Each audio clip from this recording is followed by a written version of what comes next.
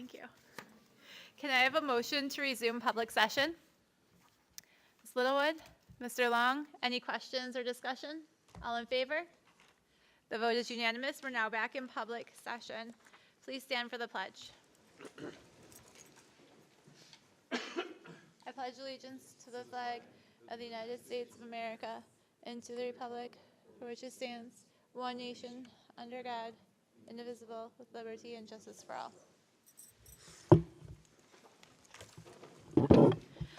Do we have any agenda changes, sir? We have adjustments to personnel. Thank you.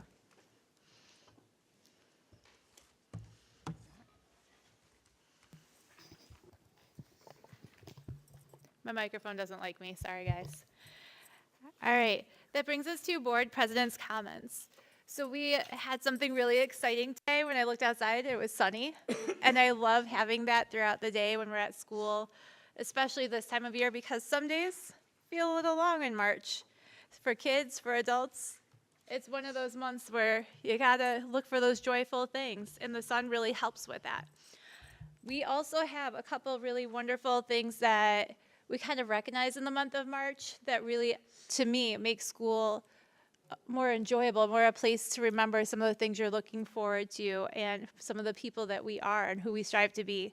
So we have Women's History Month occurs in March, which gives us wonderful things to look into, talk about, and recognize within our own scholars and within our community.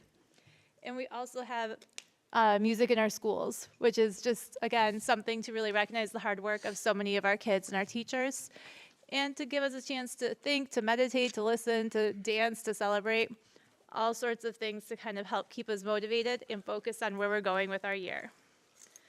That moves us then forward to points of interest. Does anybody have any? Ms. Kais?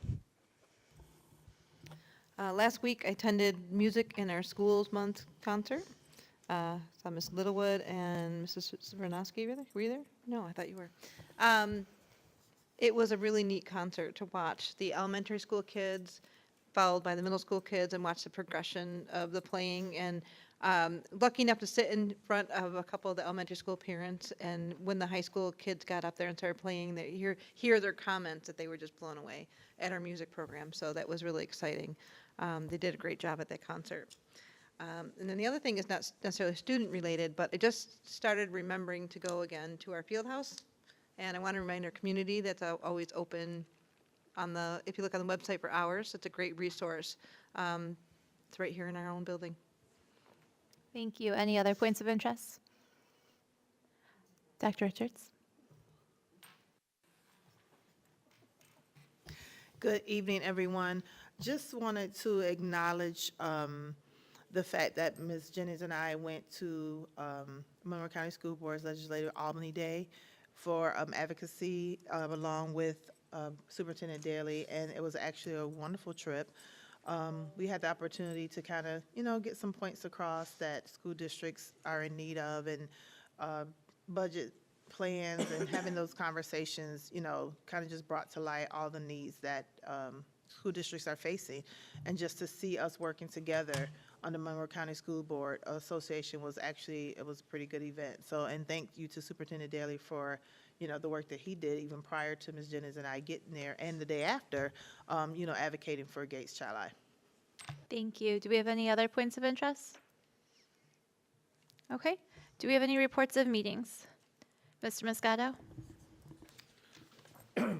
This is a follow-up to the Legislative Committee from Monroe County School Boards. We received the state and the assembly what I refer to as one-house budgets. Now that the governor has her budget out, each of the houses puts out their budget. There are some distinct differences that are going to definitely cause some problems, I think. One is what's called the Save Harmless. Districts who have been getting the same state aid every year regardless of their enrollment, the governor took that away. And for some districts, especially small rural districts, it could be several $1 million in their budgets. That's a big bump. So that's, both the House and the Senate had that in their budget. Whether the governor wants something in return, it's going to be hard to say. Also, more money for preschool. Both houses have that in there.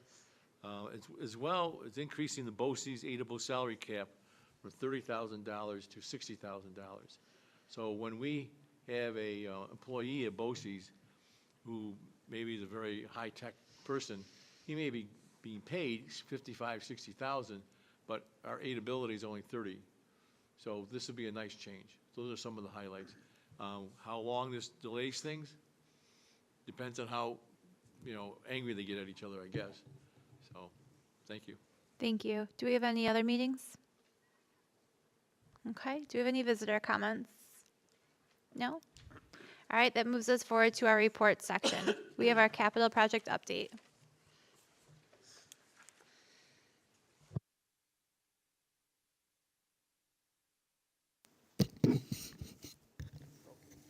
Almost fell over.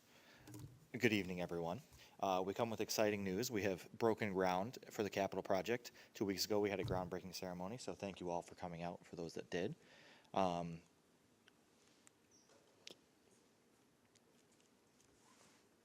It is on. Oh, there you go. There we go. All right, so quick agenda. Tonight, we're going to go through a quick work completed, where the project is schedule-wise, budget, and then some phase 1 photos. Everyone enjoys good photos. And then a quick phase 2 update.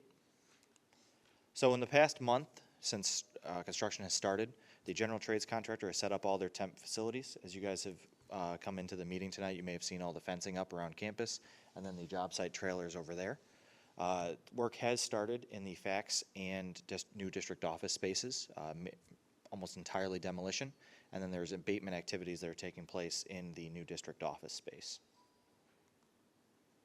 Schedule-wise, demolition is going to continue in the West Side Academy district office space through early April. There'll be a framing meeting early April with all the trades, and then from there, new walls are going to go up through the entire space. Right now, almost all the walls are down, and you'll see all that in the photos that I'll have shortly. And then mechanicals will be April through the summer. There's a lot of mechanical equipment going in that space for all the offices, so it's going to take a long time. And then the hub, the new fax space, demolition started there as well, continue through late April. Essentially, the new fax space is on a small lag with the district office space. As they're wrapping things up there, they'll switch over to the other space. So foundations for the addition will also be starting mid-April. Layout is starting this week, and then digging next week. And then the addition walls will be going up this summer with block and brick facade. So for the overall budget, at the last meeting, we talked about what was awarded, $20,529,200. We're still pursuing 2 state contracts with Day. We are closer than we were last meeting, but that is being finalized soon. Phase 2, available dollars for construction, we have $12,394,010. For both phases, we have contingency of $2,303,579, which I'll break down shortly. And then for phase 1, in the contractor pricing, there is $250,000 worth of allowances. Breaking down the contingency to date, good news, we have no executed change orders. And then we are currently holding $13,500 as pending changes. And this could be anything from an unforeseen condition, as we're doing large-scale demolition. That's definitely going to come up. And then any owner requests, potential errors in the documents, things like that. So we're showing a very large number still remaining, but we just started the project, so we're in a healthy position, and then we've used no allowances to date. So every meeting, this will be an update on where we are with the finances. And some photos. So this is looking towards the old fax kitchen space. The wall is taken down, the ceiling's taken down in the hallway. And then from the other side, you can see all the way from that fax kitchen space to where our campus and Watchdog's old office was in 110. So all the way down the, what would that be, south side of the building. The walls have been removed, ceilings removed, the space is entirely empty, minus some miscellaneous. So moving forward a little bit, wide open space, steel structure. As I was saying before, in early April, we'll start laying out all the new walls for this space and fit all of the offices in there. More demolition.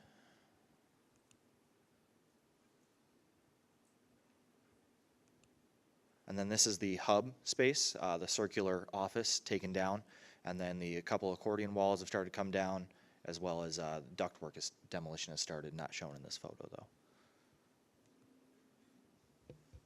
Thank you, yeah. And phase two, that was submitted to SED early February.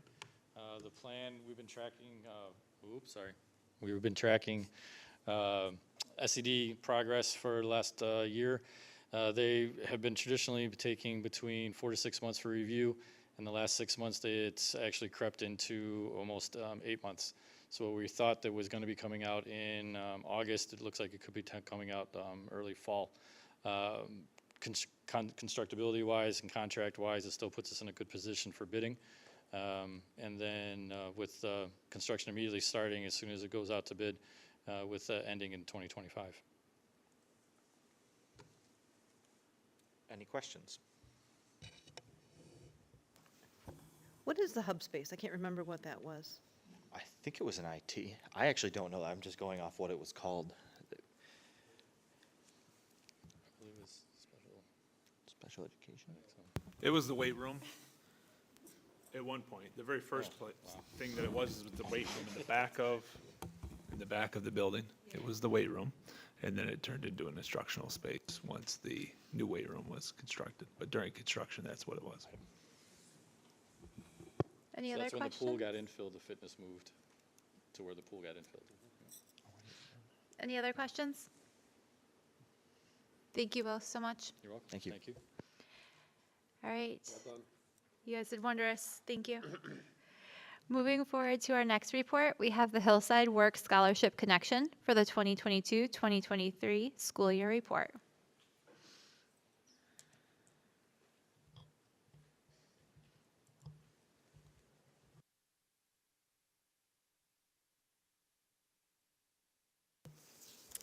Hello, everyone. I can just hopefully go forward here. Nope. There we go. So we'll introduce everybody in a second as they kind of come up, but we just want to start off by mentioning something about the first slide here. On the front of the slide, you'll see 3 students, and all 3 of those students last year were scholarship recipients. So our students are eligible for certain scholarships because they're in the program, so they're able to apply, and these are 3 of our scholarship winners from last year. So we just wanted to highlight them in the first slide before we get started. Just a brief overview, Hillside has been providing services, work scholarship in particular, since 1987. Some of our eligibility factors for students to be enrolled in our program are low socioeconomic status, attendance, grades, overage, suspensions, and/or low test scores. So they need to meet at least 2. They can meet more than 2, but at minimum 2 risk factors in order to be eligible for our program. The ratio is 35 students to 1 advocate. So all of our advocates work towards achieving a 35 ratio at all times throughout the year. Students that are in our program have access to a bunch of stuff, some of which include one-to-one mentoring, and that's our main focus. From that, everything else builds off of it. So we have enrichment programming that students participate in, and we'll have one of our staff members get into that a little bit more in detail later on in the presentation. Academic support, so we partner with Dial a Teacher. We use teachers right in the building that students are familiar with to provide tutoring after school. And employment services. So we have a department that is dedicated to providing that support for students, how to build a resume, how do you interview, things of that nature, and how to balance work and school is a lot of what our advocates work on with students once they become employed. So in this slide for the caseload capacity milestone, we served a total of 113 students last year. 102 of those remained active by the very end of June. And that's because we did have 11 students who transferred out of the district throughout the school year, 7 of which were at the tail end of that. So from February through May, we had 7 terms. So they were kind of at the end of the year. So it was a little harder to replace those students, but total of 113. For our attendance, overall, on average, all of our enrolled students, when we took that for the year, they achieved a 94% attendance rate. For GPA, again, for all the enrolled students, 78% was the average for last year. Employment readiness, I talked to you a little bit about what YETA was, our Youth Employment Training Academy, the fact that we have a department dedicated to training our students. We started at having 25 students certified at September 1. So we looked at what's our baseline for the year, and by the end of the year, or by the end of the contract year, which was August 31st, there were 38 students that received, or that had earned their YETA certification. In addition to YETA certification, we obviously want students to become employed, students who are ready to become employed. We don't necessarily recommend it for all of our students because school comes first, and that's our messaging. We started off at 38 students at the beginning of September 1st, and then by the end of August 31st, there were a total of 62 students who earned part-time employment. And then grade promotion and graduation, those milestones are put together on this slide. So at the end of August, 96% of our students had been promoted. They earned enough credits to be promoted to the next grade level. And then we actually had 100% of our seniors graduate on time. And so on this slide, you'll see a couple of our seniors highlighted. One was during the school graduation, and then on the right, you will see our drive-through senior celebration. And you might see a familiar face on there who attended our drive-through graduation. Next up, I'm going to introduce Ms. McCrae. She's going to come up and talk to you a little bit about our enrichment programming that we did last year.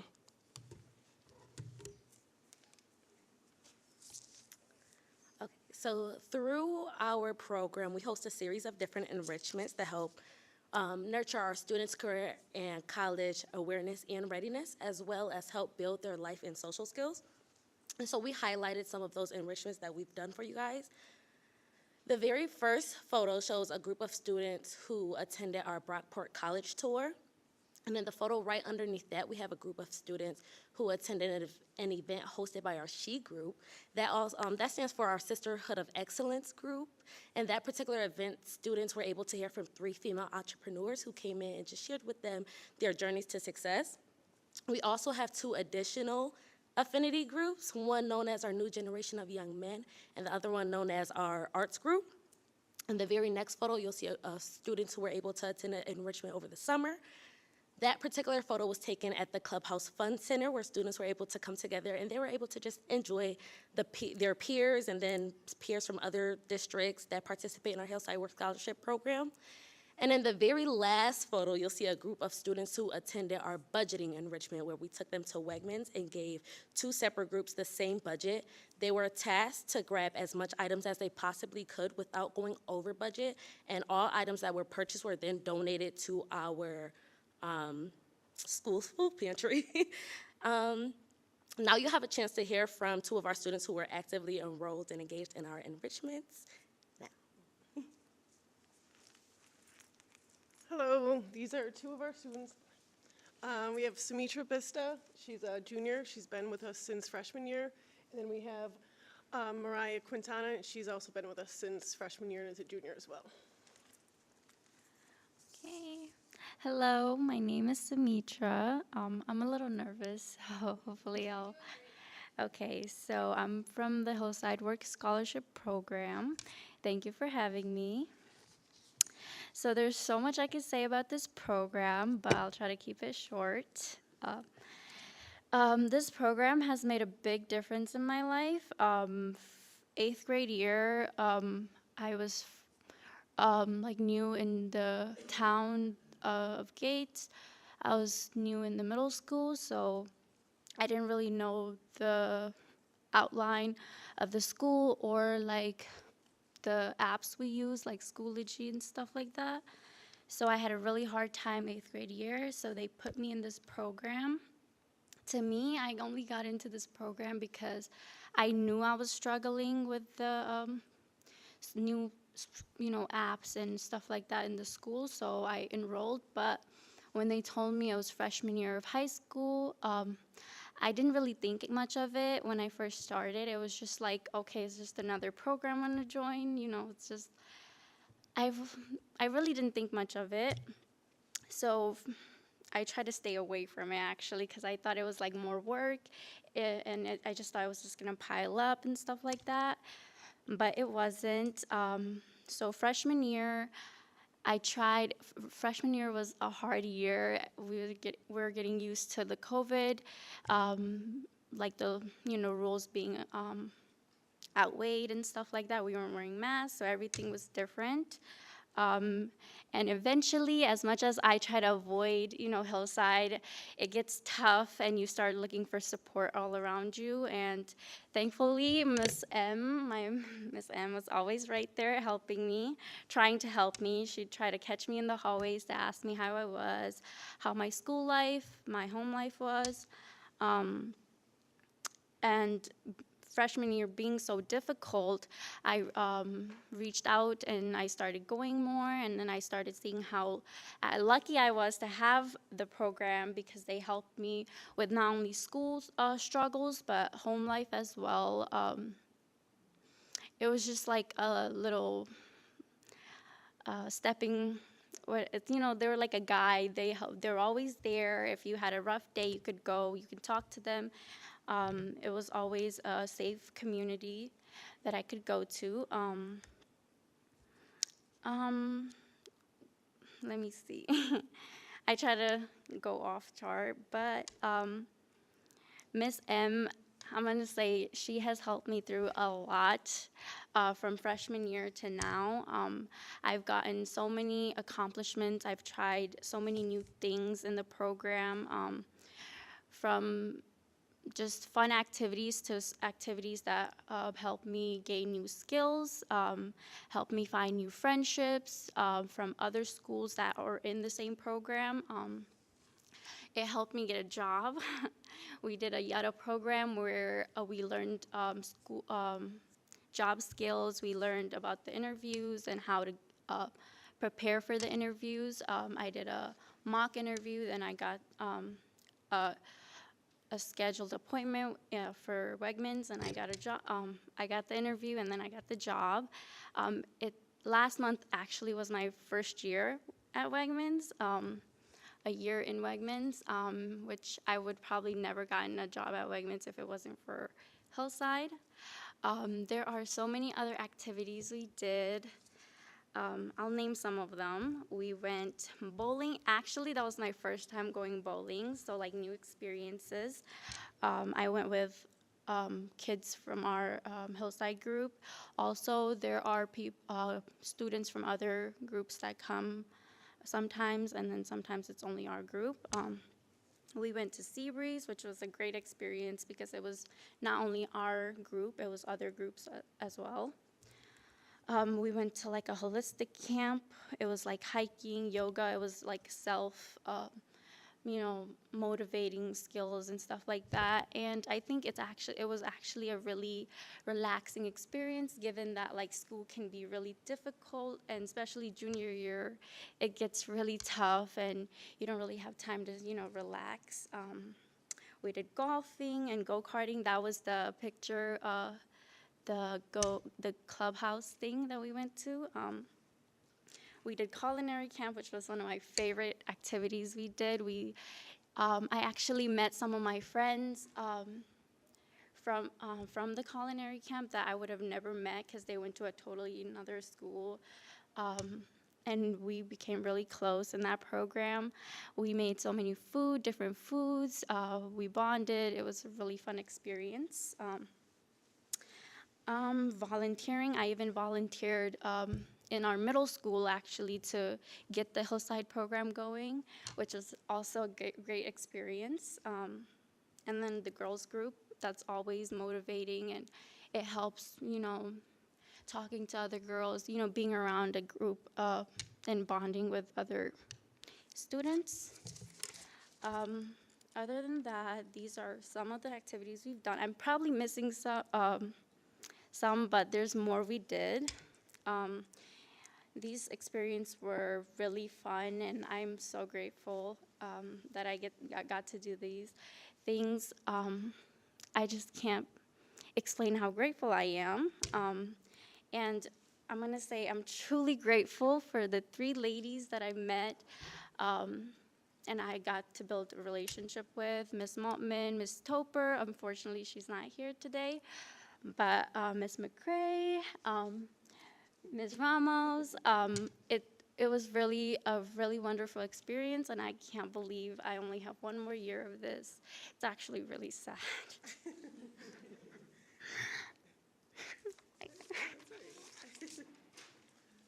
I'm sorry. Sorry. Thank you so much for sharing all that. You did a really good job. Well done.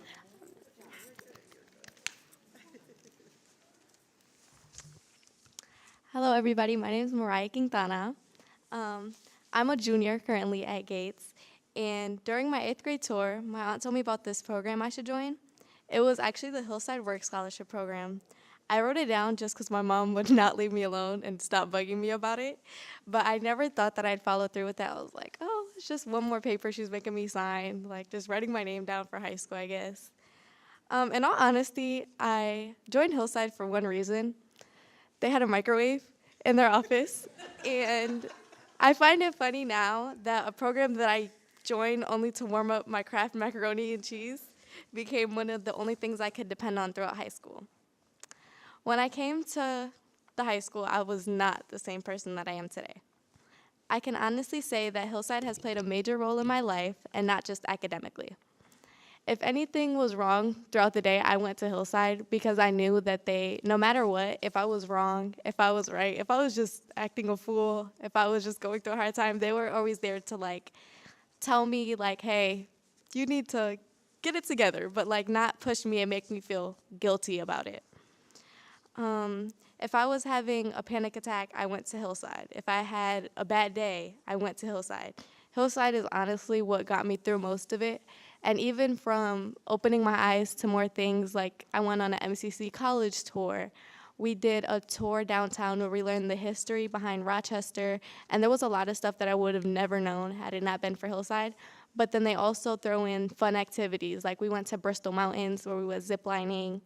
Like that picture up there, we went to the She Group.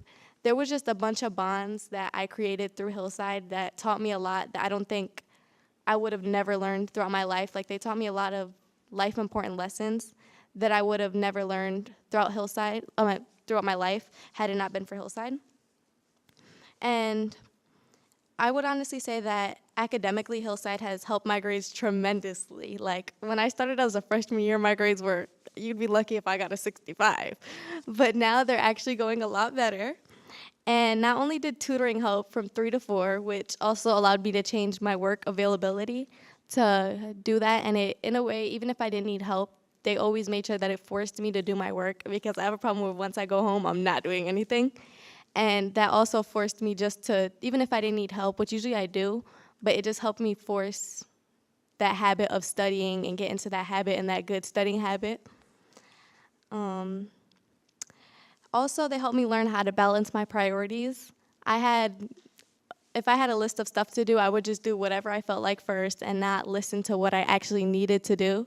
And they helped guide me to show me like, hey, you need to do this first and that first because that's what makes the most sense. Even every one of my friends that were never in Hillside, they joined Hillside because they saw how much it helped me throughout high school. And not to include the Yetta program, which helped me get a job at Wegmans, which has shown me so much responsibility that now I'm the fastest cashier and on cart to curb. So it showed me a lot of responsibility there. And they make sure that you're on top of stuff. Like once you get into the program, it's not like they stop checking on you, because what was it, second semester, my grades slipped a little, and they cut back my availability a little bit to make sure that I still was focusing on school and that it was still my top priority, which we're still in the process of working on. But it's still like, once you get in, it's not like they just forget about you and you're fine. They still check up on you. And I can go on and on about the program, but I want to focus on the advocates. Every Hillside advocate has helped me through my life. Mrs. Toper, who unfortunately is not here today, is actually my advocate, and not only has she made sure that I stood on top of my grades, but never failed to check on how I was doing mentally. Ms. Wellman has always been there to guide me through choices I make, and she's always there to listen and put a smile on my face and reassure me. She's the one that will go on the way home from tutoring and we'll just decide impulsively to go get something to eat from Little Caesars. And we, no matter what type of day we've had, we know that I can always just go into her office and just talk to her, and I'll always have a smile on my face. Ms. McCrae is the newest addition to Hillside. She came last year. And she's also helped me from having long conversations, helping me through hard times, to sharing her own personal experiences to help my decisions. I don't think Hillside could be Hillside without the incredible advocates. Not only do they do their job, they do it forming a bond. They keep a traditional student-to-faculty role while creating a trust with every student. Even small things such as they have an A board where if you get an A on an assignment, they display it as soon as you walk in on a billboard. And even that motivated me like, hey, I'm competitive. I want the most A's on the board. So I got the most A's on the board for a couple semesters in a row because I was just so competitive that I wanted the most. They motivated me to the point that I did a lot of stuff that I would normally never do. They guide me through the decisions that I make, and even if they know I'm choosing the wrong one, they'll let me know their opinion, but let me make that mistake. They're always there to pick me up and help me when I need it, and just check up on me and how I'm doing. But they're always there to tell me, like, hey, if you decide to make that, you're a young adult, you can make that decision, but if you need help or need anything, we're gonna be right here to help you. They let me fall, and they're right back there to pick me up. Hillside is one of the best decisions I've made, not just in high school, but throughout life. I believe Hillside has impacted every student how they have myself, and for that, I think it's more than just a room with a microwave.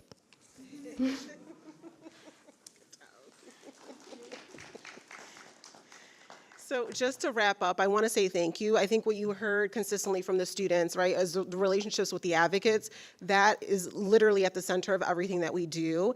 And I know we had, Sumitra was a little sad that this is going to be her last year next year. However, this is exactly why we put this picture. This might be a familiar face to many of you. This is a former student of the Hillside Work Scholarship Program who is enrolled. He got a scholarship. He's enrolled at Roberts Wesleyan and is still connected with his advocate. He's not in the program anymore, but he still reaches out for support. So that connection, if they form a really close relationship, it isn't lost because they graduate and they leave our program. Those relationships stay. So you can always reach back out to our Hillside advocates and our Hillside staff, and we'll be here to support. So thank you so much for your support because you make this happen. Thank you. Thank you all so much.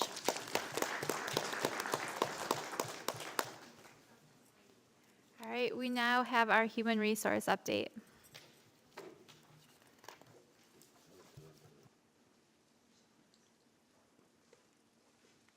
You all are going to be a tough act to follow.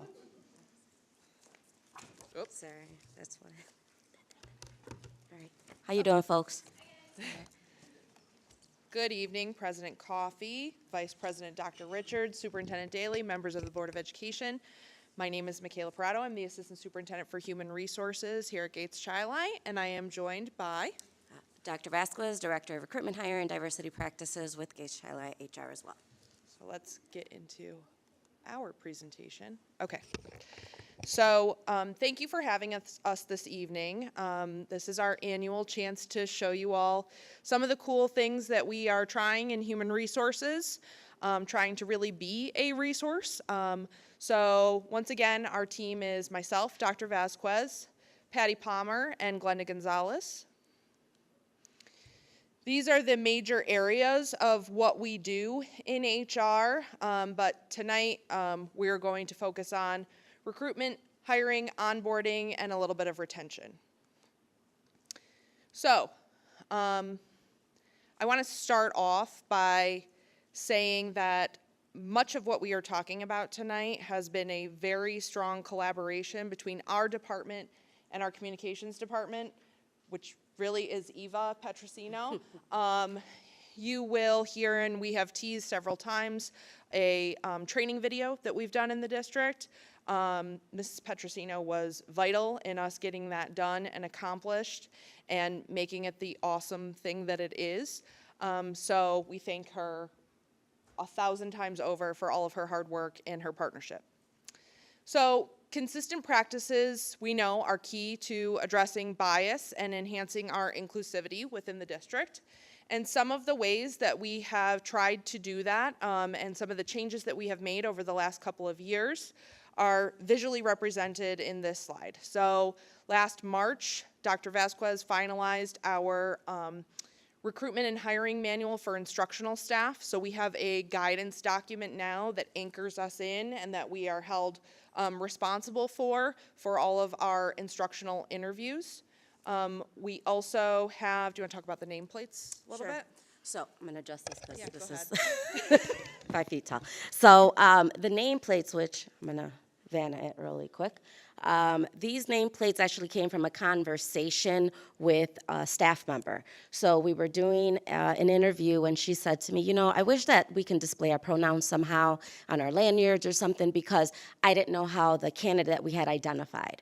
So it got me to thinking, and I was like, bah, right? So came up with this. So Amazon has everything. So I had these nameplates, and I said, you know what, these are great because we can display our name, our title, our pronouns, but also the candidate gets one on the way in. So the candidate then puts their name and their pronouns and comes to the table with this. So it serves a few things, right?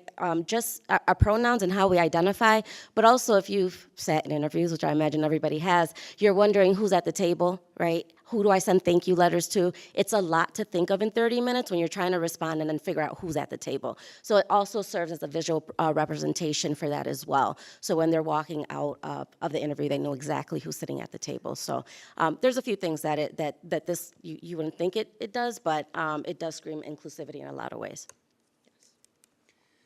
So that's one of the things that we have started doing as a regular practice in the last school year.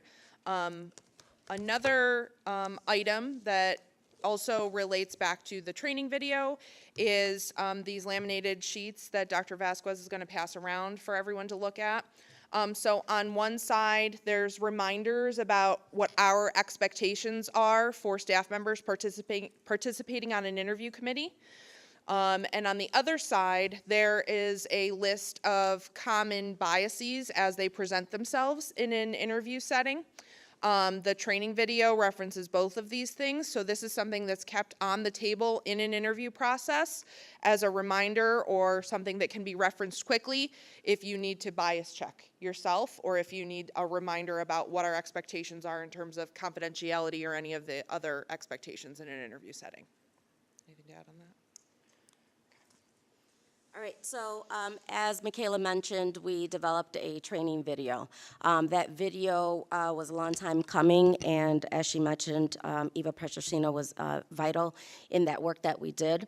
But we really wanted to make sure that anybody who's at the table interviewing truly understood what are you coming to the table with, what was important for us, all for the sake of making sure that we kept fidelity with our processes and kept the bias out of our interviews as much as possible. So the video serves as a training video for anybody sitting on the interview committee. They must watch it prior to sitting. So we do have a process for that. Patty Palmer is involved in that process where anybody who sits on the committee has to watch the video. Otherwise, they are not able to sit on the committee. We did train, I think that might be on the next slide, but we trained teacher leaders as well as admin last summer during our admin retreat. We had all of our administration, we trained them and they watched the video and considered themselves trained on that. We had a lot of great discussion over it. And then our teacher leaders also did, because there are the next layer of people that we really engage in any interview committee. We do call for them to sit at the tables. So they were naturally the next group to be trained on the video. And then again, anybody individual coming in to sit with us other than those two groups have to watch the video. So really, again, the process is you have some understanding of what you're bringing to the table.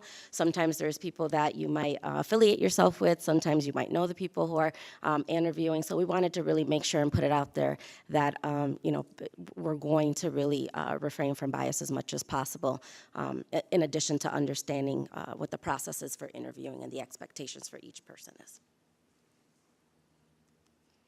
Okay, so the training video itself came about from a conversation that myself, Dr. Vasquez, and Mrs. Petrosino had at one of our admin retreat days, where we're talking about upcoming goals, what we want to accomplish. What we talked about is this training video, we really wanted it to be long-lasting in that it wasn't linked to a specific person or a student who maybe graduated 5 years ago, or a staff member who had left the district. We wanted it to stand the test of time. And so we talked about the idea of, wouldn't it be cool if we could get some kind of an animated video done? We've all seen training videos that are animated from other companies. Could we do that? So we dug into that. Eva found a great company that we ended up going with. The three of us sat and hammered out a script that reflected the goals of what we were trying to accomplish with the training video and identified the different types of biases that we were seeing on a regular basis in interview committees. We made sure we had a lot of conversation about making sure that the video itself, the characters represented in the video, were an accurate visual representation of our community, of our students, of our staff. We tapped a lot of our own students and staff to narrate the actual voices in the video and the stories that are being told in the video. So every voice that you hear, every voice actor that you hear in the training is a student or a staff member. For the most part, students. All in all, this took about 6 months to complete. It was a lot of detail work, and then we launched with the steps that Dr. Vasquez described. I just want to mention with this project, it wasn't just us three who vetted the video, that we did have many people look at the video just to make sure that we weren't missing something or that, the lines that the student said were correct. So I just wanted to make it a point that it wasn't just our project, that we did obviously initiate it and launch it, but there were many people who vetted it. Yes. Okay, so all of that being said, we'd like to show you a portion of the video. The total video is about 8 minutes long. This is an edited down version, but gives you a great flavor. This is about half of what there is, and it will give you a great understanding of what this is. We know when students see adults who look like them, they feel empowered to succeed in school. And when those adults are supported and valued, they're more likely to stick around. Employee retention starts with the interview process. That's why at Gates Triline, when you're on an interview committee, there are certain expectations to meet. First, all members of an interview committee must maintain confidentiality. Don't share questions with candidates and leaders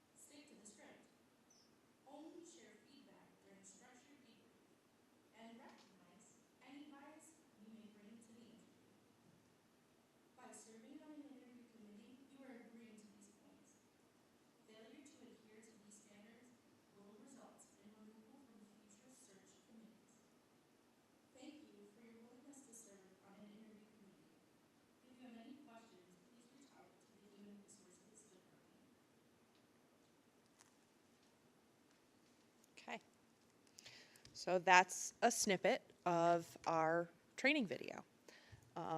We hope you enjoyed it. So as I mentioned earlier, we did present this to our admin team and had them review it and train on it as well. And as I mentioned, now all members of the committee will train on it prior to sitting on a committee. So serves as retention and support as well. Differentiated learning from different group and staff during district-wide conference days, addressing microaggressions between staff and how to prevent them, and development of affinity groups include a breakout session for BIPOC staff members at conference day. These were some of the ways that we thought that we could continue to support mainly our Black and brown individuals who are coming to the district and sometimes feel that they're not included or feel like some of the work, sometimes they're feeling almost like re-traumatized. I want to speak specifically to the last one. We had some feedback from our staff members and really felt like we needed to add something during our superintendent's conference days. Being in the work, sometimes, you're so focused in it that you're not focused on what other people are experiencing. So a lot of the feedback that I had was that they were feeling they're continuing to see themselves in the numbers like re-traumatization in some respect. So my clinician hat kicks in, and that's not what we're about, right? So what we did differently this year is Michaela and I, we went kind of on a faculty tour, if you will, and we really just reiterated the importance from a district-wide perspective of the importance of understanding your bias, the understanding of how bias leads to microaggressions, and what we're not gonna do with students, we're also not gonna do with our colleagues. So from some of those conversations that we had, we built in a breakout group for our BIPOC staff for our superintendent's conference day, specifically to support them to kind of talk about resource mapping within the district in case they needed support. So we did have Dr. Chalwell, who is from another district, come in and do some work with us and was extremely well received just from initial feedback. And that's tipping kind of our toe in because one of the objectives in our strategic plan is really to build out affinity groups. So that's kind of the start of it. We know that in my work before, sometimes affinity doesn't, people can't hear that. So we really tried to do a lot of work to build ourselves, but that is absolutely something we will be moving forward to make sure to support our individuals in terms of retention. So we're continuing to do this work in different ways, but I wanted to specifically talk about that last one. And then late breaking, we also are going to have a series of ads that are going to be Spanish language ads. So that is another thing that we are currently working on in collaboration with our communications department. So that's exciting as well, reaching out and making sure that we are being as inclusive as possible. And we do still use, I think, last year we spoke to the information sheets that Dr. V will bring to job fairs. You want to talk about that? Yeah, we have about 7 interpreted job fair flyers, just again to address any population we may have. I want to give a shout out to Gage Skylight because when I get in these spaces with other districts, I feel really good about the work that we're doing. Sometimes it's lost, right? Because you're kind of in a day-to-day grind with things. But when I sit with other folks and they want to look to us for what they want to do, it feels really great. I serve on the steering committee for the Rochester Equity Network, and they've asked me to put together a workshop for people to actually pay to go to, which is a real compliment of the work that we've been doing at Gage Chili, to better serve some of the other activities that we're doing within the network. But I feel very honored and privileged to be able to do that because of the work that we've collectively been doing, and really for just making this the best place that you could work and also just learn. So there's a lot of pride that goes into the work that we do here. We want to thank you for your continued support always. We greatly appreciate it, and we hope that you know that we appreciate it. And any questions you have for either of us? Dr. Richards? Hello, Dr. Vasquez and Ms. Parado. So I do have a question, and I'm very intrigued and happy to hear about the breakout session for BIPOC staff members at Superintendent's Conference Days.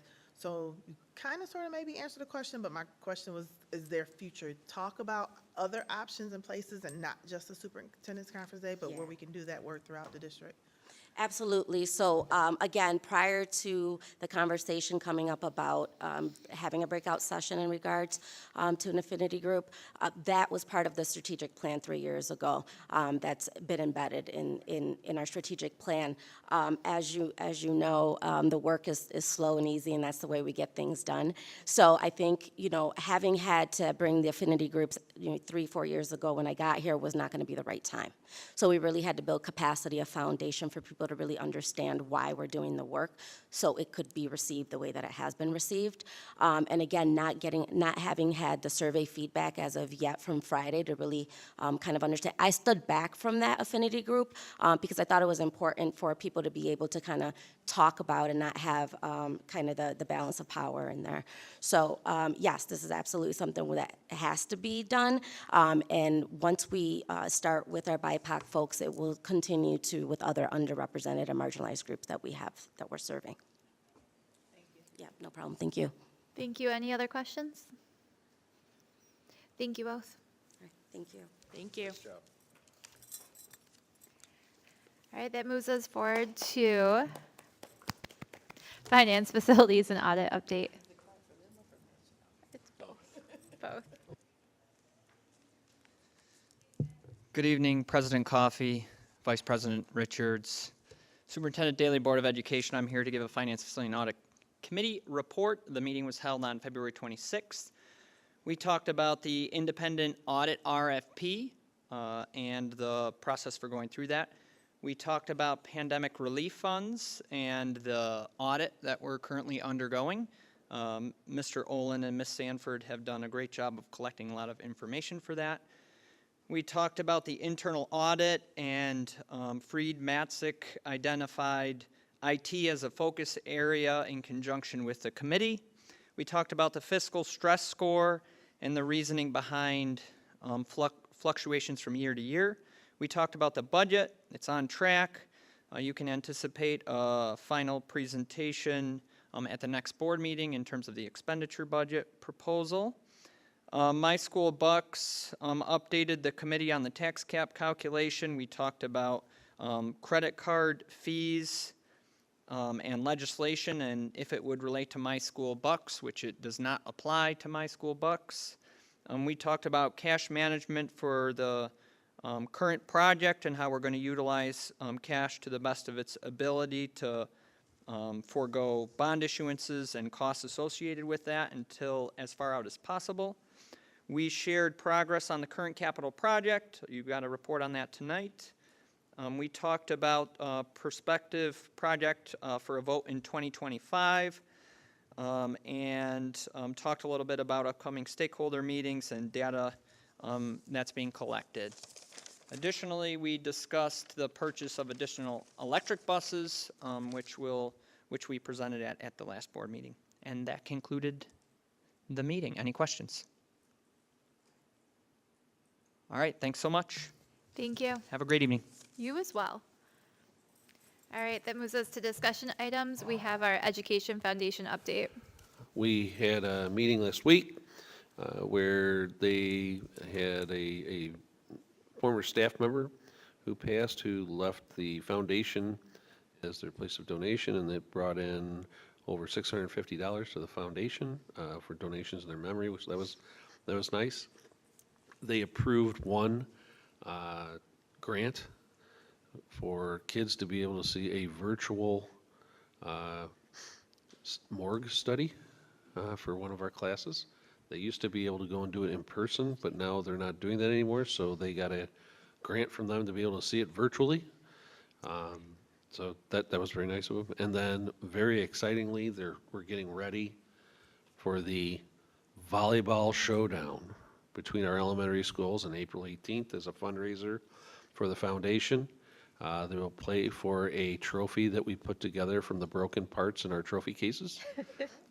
And one school will get to keep it for one whole year, and there'll be more coming on that, but we'll be asking for donations to the food cupboard, as well as whatever is donated will go towards the Education Foundation that night.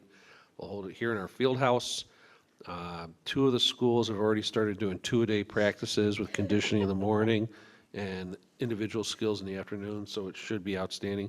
We have a near world-class referee who's donating his time, and Mr. McKinney. He will be the up ref that evening. We won't have any down refs because we need volunteers. But it'll be a great night for everybody, and they're excited to have one more fundraiser, so as they get ready to give out more grants to our community. That was our meeting, and it was a record. We were done in 21 minutes. Is that because I wasn't there? Yes. Thank you for the update. All right. All right, that moves us on to consensus items. Can I have a motion to approve consensus agenda? Can I have a motion, please? Mr. Moscato, Dr. Richards, any questions or discussion? All in favor? The vote is unanimous. Can I have a motion to approve consensus items C through I? Can I have a motion?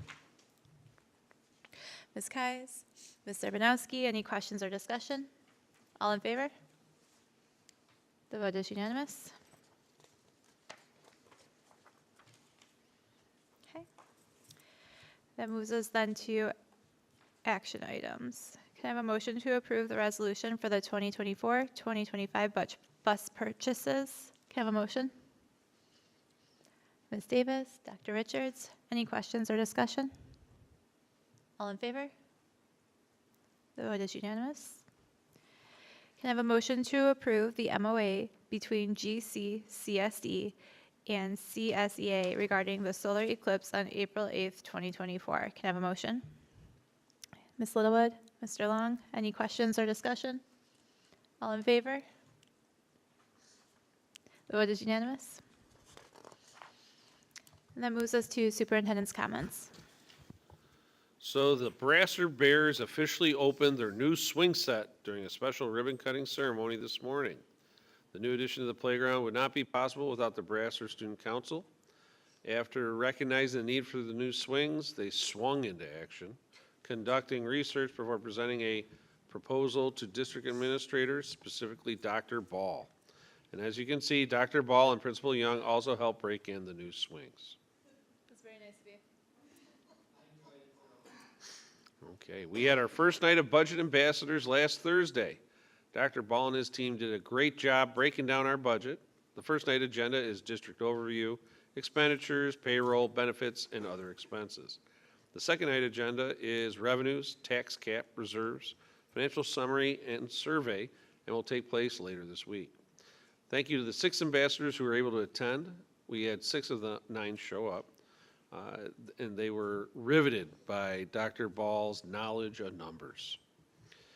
So Friday was another great conference day for the books. We hosted Dr. Malik Muhammad, author of The Restorative Journey. As you know, our board and leadership team completed a book study on the restorative journey this year, as well as other groups of staff throughout our district. Dr. Muhammad was inspirational, with many staff members sharing how impressed they were with his keynote address. In fact, some came up and asked for his autograph. We also had 2 students serve as our MCs and led the staff through the keynote hour. In addition, we had about 20 afternoon breakout sessions that were engaging and meaningful. Overall, the day was a huge success. And we kicked off our keynote speaker with a preview of the Addams Family. Another big treat was that they came out and they started off the afternoon. It was just amazing, putting on a special performance during the keynote hour. It was a great reminder that tickets for the Addams Family are on sale now at gateschild.org/tickets. Showtimes are 7 p.m. Friday, March 22nd, and Saturday, March 23rd, and a 2 p.m. matinee for those of you early risers on Sunday, March 24th. So Music in Our Schools Month events. We've already had several concerts to celebrate Music in Our Schools Month, but in addition to the high school musical, there are still several other ways you can celebrate music in March. So on March 26th at 7 p.m., we have the high school choral concert, and concluding the month on March 27th at 7 p.m., the Music in Our School Month choral concert of the entire district. So 2 more plus the 3 nights of the musical. Boy, have you got chances. And then we have our Eclipse Fun Fest. The Gates Child Middle School Eclipse ambassadors are getting ready for their next big event. The Eclipse Fun Fest will be on March 25th. Join them from 5 to 6:30 p.m. at the high school outdoor track for an evening of out-of-this-world games and activities ahead of the total solar eclipse. The Eclipse Fun Fest is free and open to the public and is sure to be a great time. And a reminder that Gates Charlie Central School District will be closed on Monday, April 8th for the total solar eclipse. Our schools and all our facilities will be closed as well. Only security will be here reporting. A big Spartan congratulations to Gates Charlie High School student Kiana Craig, who is one of only 2 students in Monroe County to receive the 2024 Youth Leadership Recognition Award from State Senator Pamela Helming. The award program recognizes students who demonstrate exceptional leadership and achievement in academics, athletics, music, arts, and/or community service. Senator Helming presented our student and 24 other outstanding juniors from 22 school districts at a ceremony on March 8th.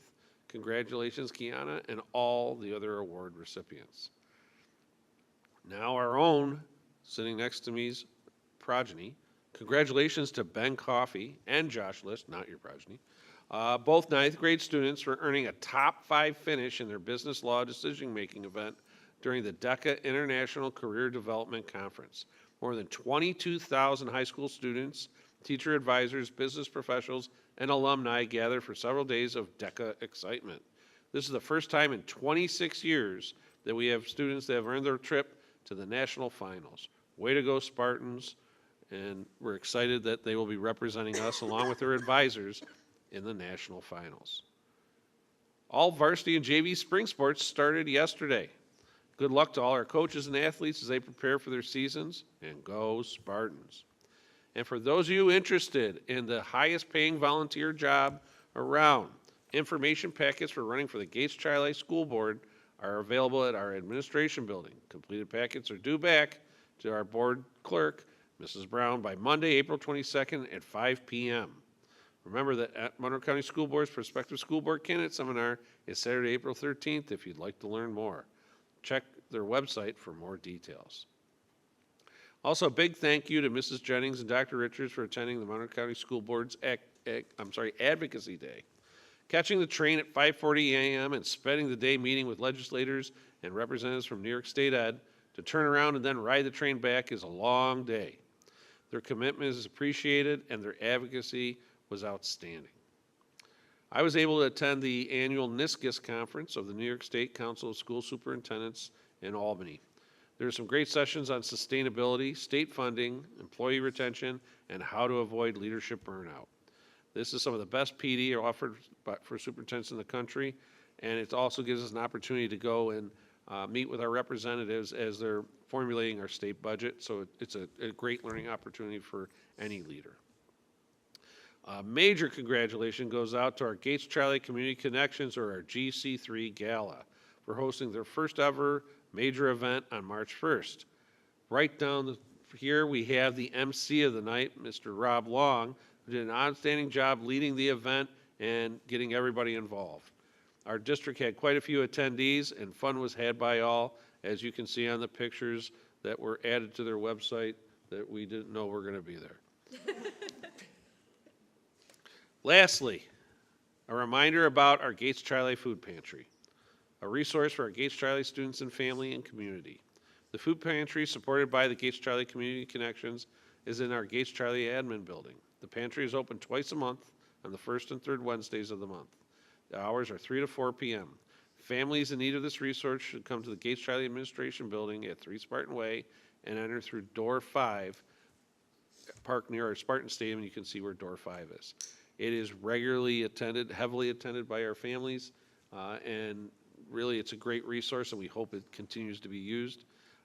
And the goal of the going for the volleyball cup is to help replenish our food pantry after that night. So that is my report, President Coffey. Thank you, sir. We appreciate it. Can I now have a motion to adjourn the meeting? Dr. Richards? Ms. Littlewood? Any discussion anyone would like to have? All in favor? The vote is unanimous. The meeting is adjourned. Thank you.